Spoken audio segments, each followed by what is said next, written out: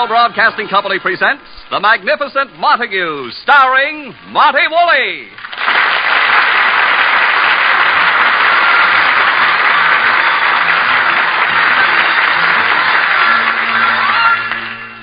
In 1926, reviewing Edwin Montague's great performance in King Lear, Burns Mantle referred to him as the Magnificent Montague. Edwin never forgave Burns Mantle for that understatement. Today, still happily married to his one-time leading lady, Lily Boehm, Edwin Montague courageously remains true to his conviction that he is the world's greatest actor. In the last 8 years, he's refused to act in any play in which he did not have the starring role. In the last 8 years, he's refused to be in any drama in which he did not have the privilege of rewriting and directing personally. In the last 8 years, he hasn't worked. But Edwin Montague knows that there will be a return of that golden era of the New York stage and Shakespeare. And when that time comes... By the way, the time right now is 2 p.m, and we're in the Montague apartment.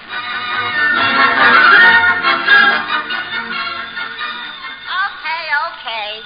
Take it easy. You'll last longer. The residence of Edwin Montague and Miss Lily Boehm, they ain't up yet. Who knows when? They're actors. It could be 10 minutes. It could be next Tuesday. Who knows? Oh, I'll take it, Agnes. Here, honey. Please get me some coffee. Hello, Charlie? Well, I really haven't asked Edwin yet. You see... Now, wait, Charlie. I promise I'll ask him as soon as he gets up. And what's more, you can tell them he'll take the job. Yes. Goodbye. Here's your coffee, honey. Agnes, what do you think? My husband, Edwin Montague, is going to work. You're kidding. No. This is the end of one of the world's biggest non-profit organizations. Agnes, you'll see. He'll be easier to get along with. He'll be a changed man. Yeah, I guess so.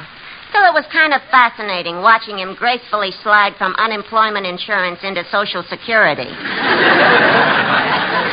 So he found a play, huh? Well, it's not a play. He's going into radio. Agnes, my coffee. Oh, leave some dishes for him to smash when I tell him about it. Radio. And he doesn't know yet. Agnes, a job will snap him out of this dream he has that he's still the foundation of the American theater. Otherwise, he'll spend the rest of his life sitting around the proscenium club with those broken-down hams. You mean the rest of the broken-down hams? Agnes, that'll be quite enough. The big matinee idol. The Sinatra of the 20s. The way he lords it around this house. Agnes, stop. The great Montague, the great windbag. Stop. The big actor. And all the time it was you who had more acting talent than he ever hoped to have. Go on. You know what, honey? What? You're a bigger ham than he is. I never doubted it. Oh, now, please, Agnes, no fights with him this morning. Everything's got to go right. Did you get his imported kippers? I could only get the domestic kippers. Oh, well. They're the same, aren't they? Identical. They taste the same, smell the same, feel the same. Good. But he'll know the difference. I never seen such a lowlife who lives so high. Agnes, please. English kippers, British clothes, imported shoes. What's he trying to do, single-handedly pull England out of the red? Agnes, just this morning, don't say anything that will irritate him. He's up. Get his breakfast ready. He's doing his morning vocal exercises already. That means he's finished combing his beard. Oh, brother, he takes care of that beard like a chorus girl with her first mink. Now we'll start roaming the hills. I roam the hills.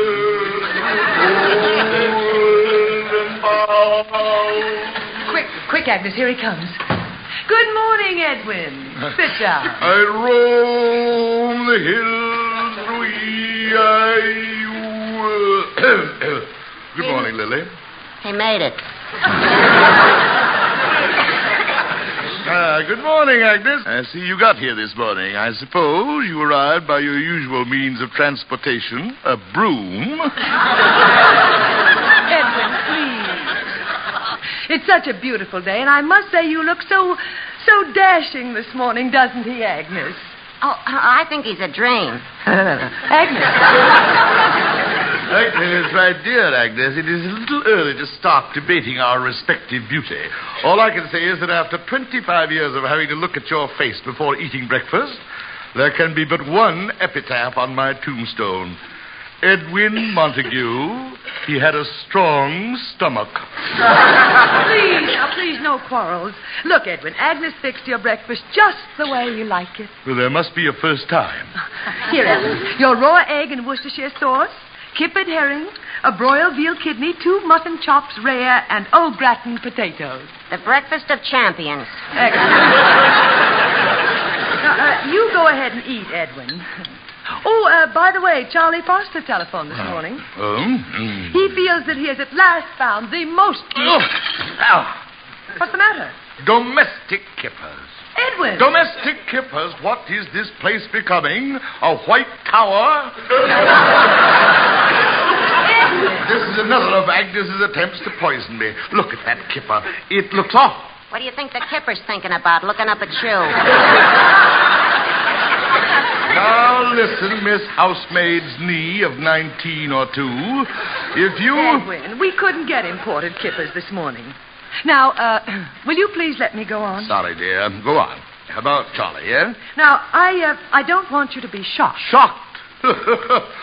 Nothing could shock me after that excitement we had at the Proscenium Club last night. We had to drum Cecil Banks out of the organization. Oh, poor old Cecil. What did he do? We found out Cecil's going into radio. Radio? Yes, please don't make me repeat that word again. Cecil Banks, another deserter of the theater. I was up until 3 a.m, striking out all reference to him in my memoirs. Another name gone. Radio, better to dig ditches than that. Oh, now, what's this about Charlie Foster? Well, Edwin, Charlie Foster has a job for you. The starring role. I knew it.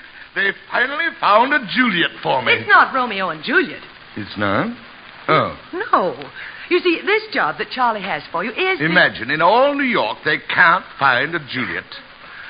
If you only hadn't let yourself go, but continue, darling. Tell me about the job. Well? Edwin, what did you mean by, if I just hadn't let myself go? Oh, now, Lily, I didn't mean your looks or your going to see it or anything like that. Well, just what did you mean? Well, I meant, you found new interests. Every afternoon, you're busy as secretary of the Women's Bird Watchers of America. That's all I meant. Oh. Why, Lily, honey, you're still as charming and as captivating as the day I first picked you out of the chorus of the naughty little princess and made you my leading lady. Now, what about this job? Edwin, I honestly don't want to bring this up again. But once and for all, it's got to be settled between us. I was not in the chorus of the naughty little princess. I was the star. Oh, no, not that again. And you didn't pick me to be your leading lady. David Belasco had to talk me into it. You were known as the worst scene stealer on the American stage. I, a scene stealer? Let's face it, darling. I spent 5 years on the stage with you before I knew there was an audience. You so gallantly hid it from me. Oh, so that's how you felt. This, then, is my penalty for loving an envious woman. Envious? I never envied you, Edwin. I stood aside as you took your bows. I was content and happy. But in all decency, allow me the memory of the little success that I did have. Say that again. The whole thing? No, just the end. But allow me the memory of the little success that I did have. Gad, what a reading. What resonance and fire. Oh, Lily, you've still got it, old girl. You've still got it. Bravo.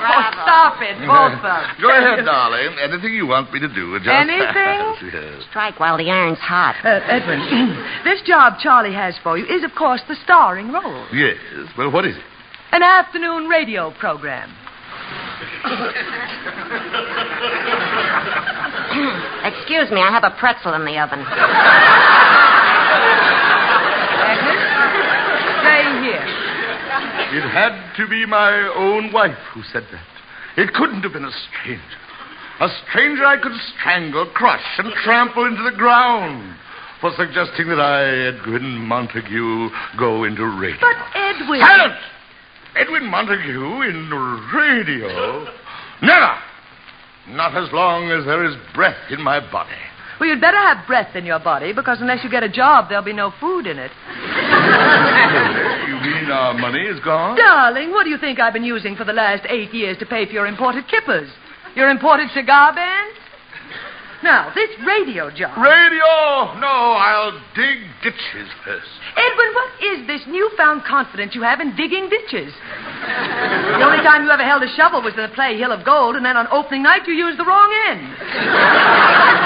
Oh, Lily, anything but radio. My friends at the Presidian Club will stone me. The Shalimar Soap Company will pay $200 a week. No one will know it's you. There will be absolutely no publicity. Oh, no, Lily, I can't. Not radio. That's what killed the stage. Nonsense. If I must sell soap, let me at least maintain my pride and do it from door to door. Edwin, are you going to take the job? To be or not to be, that is the problem. That is the question. That is the question. Whether... Edwin, yes or no? Well? No one will know it's me? Nobody. Of course, you know, if the news leaks out that I'm in radio, I shall automatically commit suicide. Naturally. Well, Edwin? Oh, that this too solid flesh would melt and resolve itself. Thaw and resolve itself. Thaw and... Edwin, are you going to take the job? To be or not to be. Edwin, it pays $200 a week. The starring role? You play a character called Uncle Goodheart. Uncle... Death, where is thy sting? Well, Edwin, yes or no? I must bow to the fates. Yes. Edwin, I'm proud of you. I'll call Charlie. Please. And now, if you'll excuse me, I'll retire to my study where I'm going to make the final revision on my memoirs. I am going to strike my own name out of it.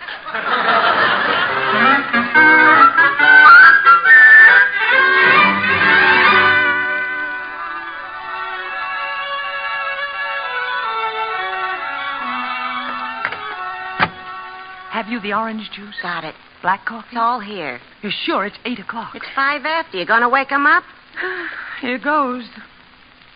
Edwin, darling, time to get up and go to the radio station for your first program. Try again. Put some beef in it. Edwin, darling, it's time to get up. Help me out, Agnes. Okay, you take one ear, I'll take the other. Let's go. Edwin, darling, it's time to get up. Wait. He's stirring. What's happened? What is it? Time to get up, darling. It's 8 o'clock. 8 o'clock. 8 o'clock? Gad, I've overslept. No, dear, you don't understand. It's 8 o'clock in the morning. Morning? Well, that's ridiculous. Look, it's dark. The sun shines in the morning.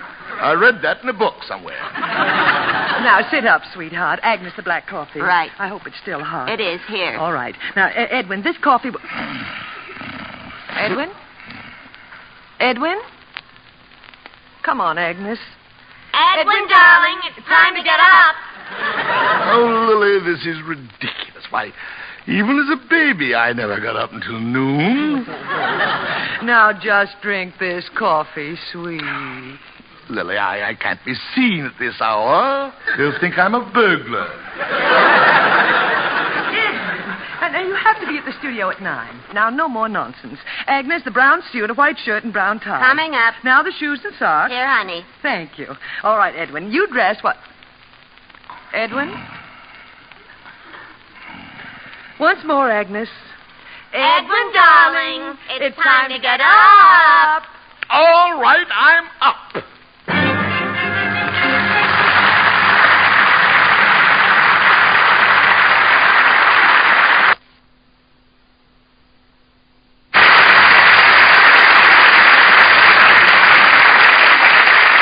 Ladies and gentlemen, tonight is the night for the return of Duffy's Tavern. Your host will be the ungrammatical Archie, played by Ed Gardner.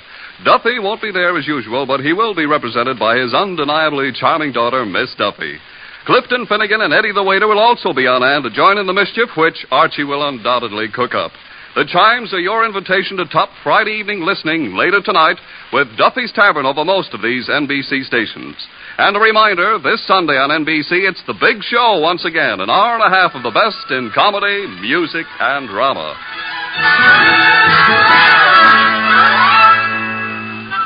And now let's listen to the Magnificent Montague at his first radio rehearsal. Hold it, cast. Before I start directing you in the first rehearsal of Uncle Goodhart, Mr. Springer, our head of production, would like to say a few words. Mr. Springer. Thank you, Mr. Zinzer. Ladies and gentlemen, I will be brief. Our sponsor is the Shalimar Soap Company. We go on the air directly opposite our biggest competitor's program, Aunt Agatha. Our program, Uncle Goodhart, must be a weapon. A weapon that will strike so hard, so true, that it'll wipe Aunt Agatha off the air lanes. It's up to you. Carry on. Okay, cast. Let's rehearse it right from the... Excuse me, but isn't this all a waste of time? A waste of time, Mr. Yes, Montague? before rehearsal, I'd like to take a few weeks to work out the character and sit with the writers and develop A few weeks to... Mr. Montague, this program goes on the air in half an hour. Half an hour? You mean every week I have... Every week? 5 times a week. 5 times? Oh, not with me, you don't. What am I, a jukebox? Mr. Montague, this is radio. What's up? Any trouble? Oh, nothing, Mr. Springer. This is Mr. Edwin Montague, our Uncle Goodhart. How do you do? I was explaining certain things to Mr. Montague. He's new in radio. What? You in radio? Zinzer, for the leading role on a program as important as this, you use an unknown amateur? An unknown amateur? Why, you filthy little... Mr. Montague, this filthy little... this is Mr. Springer, the producer who... Zinzer, I demand... But, Mr. Springer, Mr. Montague is one of the great actors of the legitimate stage. It was a stroke of sheer luck to get him as Uncle Goodhart. Oh? Sorry I offended you, old man. Personally, I never go to plays. I always say, give me the movies. You see the best actors and they let you smoke in the balcony.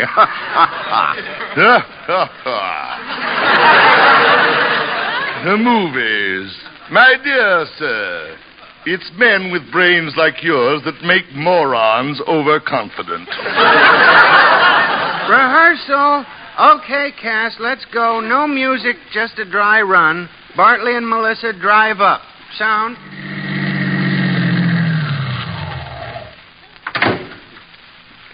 That must be the cottage over there, Bartley. Do you think he's home? Oh, he's got to be. It's our only hope. Oh, look. That must be he coming to meet us. Hello, Uncle Goodhart. Hello, and bless you. Hold it. Mr. Montague, you were off mic. Off mic? Yes. Please speak into the microphone. Thank you, but I don't use a microphone. Yes. Let's take it from... I beg your pardon, Mr. Montague? I said I don't use a microphone. You don't use a microphone? And my good man, this may seem strange to you, but I come from an era of the theater where an actor's voice did not need the aid of these artificial doodads in order to be heard. My voice projection is famous, you know. But, Mr... Never!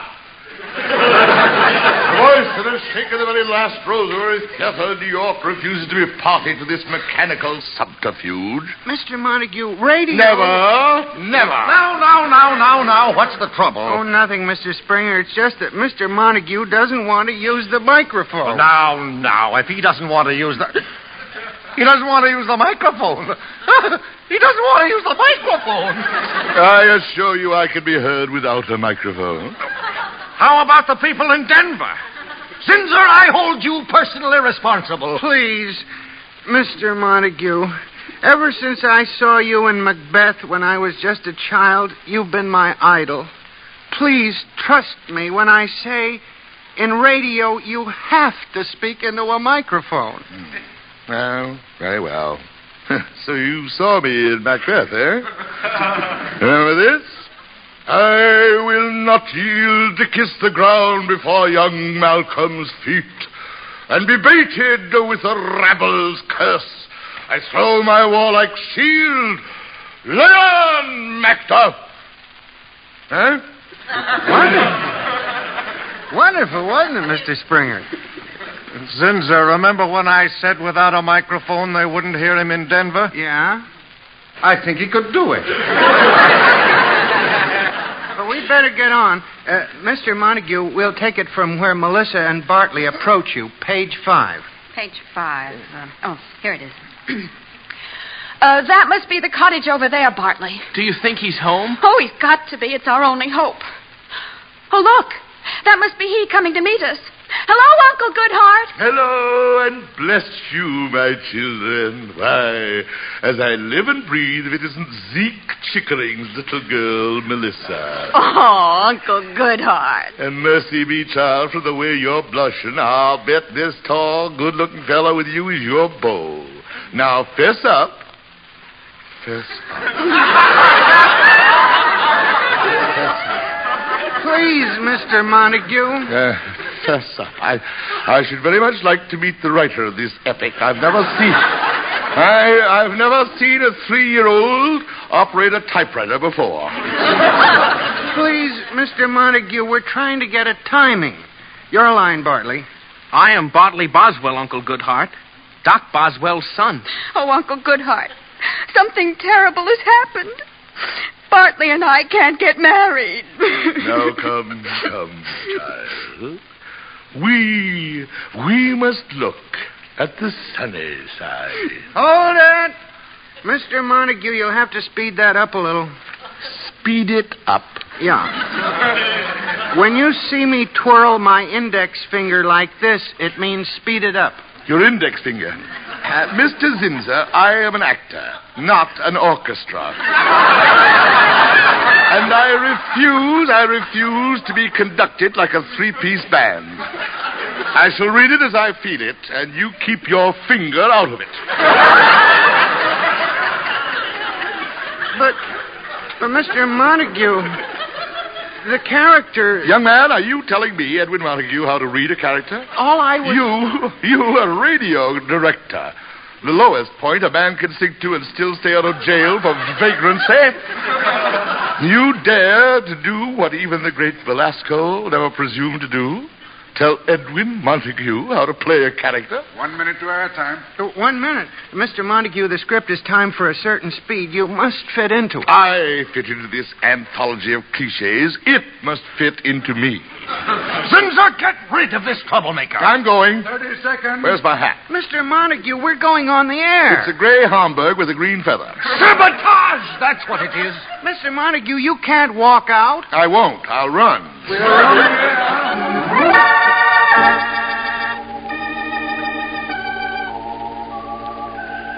Shalimar Soap brings you Uncle Goodhart.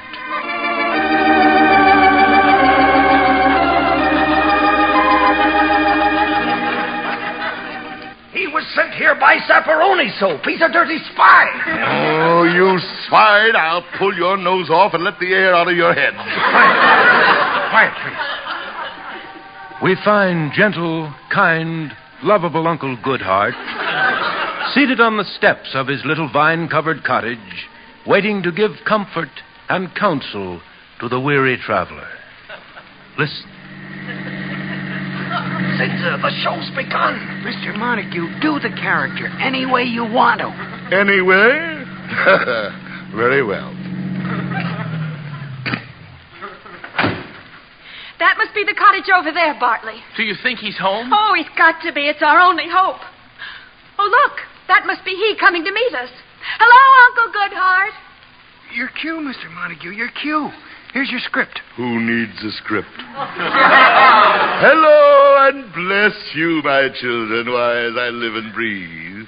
If it isn't Zeke Chickering's little saber-toothed offspring, Melissa. And without a leash. Oh, no. I'll kill him. I'll shoot him down in cold blood. Why, Uncle Goodhart, you remember me. Only because you're absolutely impossible to forget. And who is this with you? This creature with the pre-shrunk head? I'm Bartley Boswell, Uncle Goodhart, the Doc Boswell's son. Oh, Uncle Goodhart, something terrible has happened. Bartley and I can't get married. Well, I don't know which one of you to congratulate first. Still, it would have been an extraordinary match. Get back, Mr. Springer. Let go of me, Ginger. Let me at him.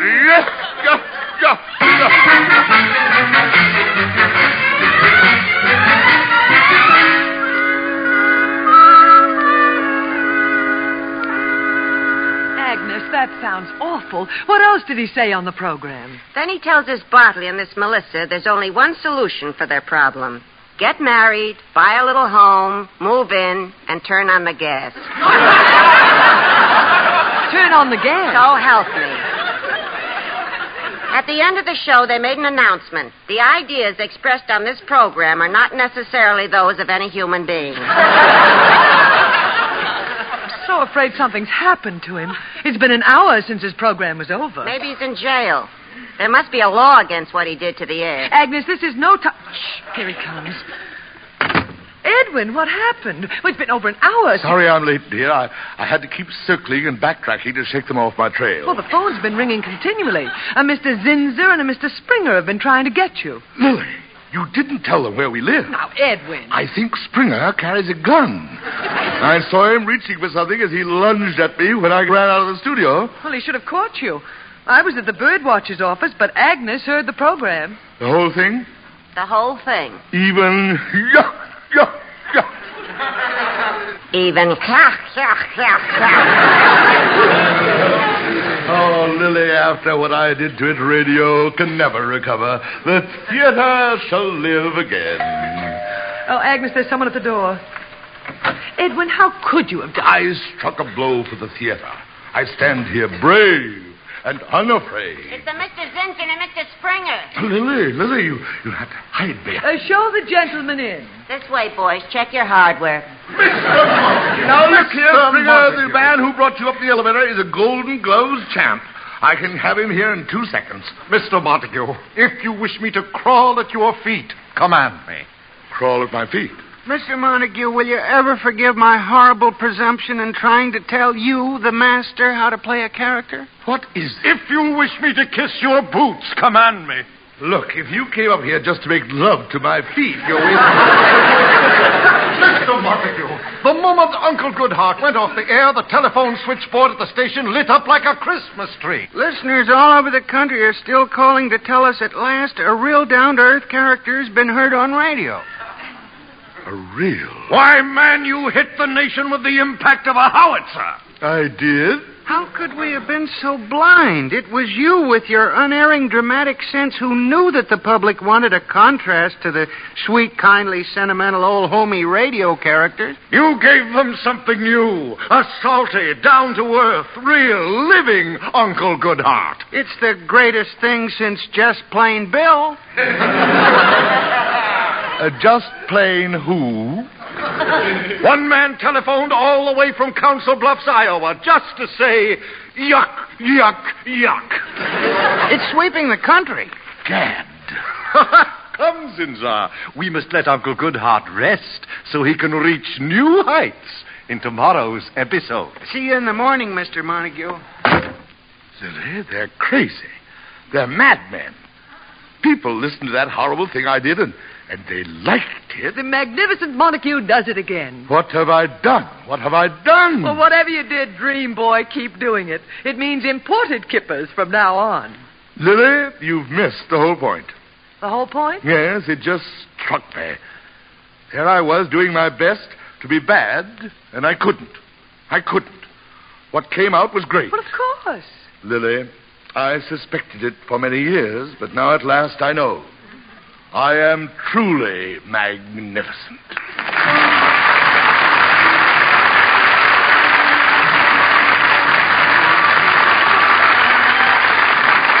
Tune in next week and find out what happens when the Magnificent Montague and radio meet head-on. Remember, next week, same time, same station, it's the Magnificent Montague starring Monty Woolley, created and written by Nat Hiken.